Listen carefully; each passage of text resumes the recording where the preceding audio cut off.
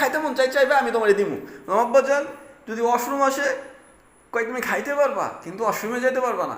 আব্বাজান কি কোন, সাথে সাথে জানলা আটকে দিছে। এইটা কোনো কথা? খাইতে পারবো আর কি করবো এমন? তো এই গরমের মধ্যে ভাবলাম যে বরফ, সে বরফটা বের করে ওটা মাথায় দিয়ে গার্লফ্রেন্ডকে ফোন দিই। তো বরফটা বের করে আমি মানে আমার টি শার্টের মধ্যে উঠায় এটাকে আমি জড়ায় ধরে রাখছিলাম যে একটু ঠান্ডা লাগবে। ওইদিকে গার্লফ্রেন্ডকে ফোন দেওয়ার জন্য ফোনটা বের করছি, ফোন কই, ফোন বের করে দেখি যে ওমা কারেন্ট নাই, ওয়াইফাই তো বন্ধ, নেট নাই। কী করবো এখন? নেট থাকলে তো একটু টাইম পাস করা যেত। তো যাই হোক, এইভাবে 3টা দিন পার হয়ে গেছে। 3 দিন পরে হঠাৎ খেয়াল করলাম যে কারেন্ট আইছে এবং দরজাটাও খুলে গেছে।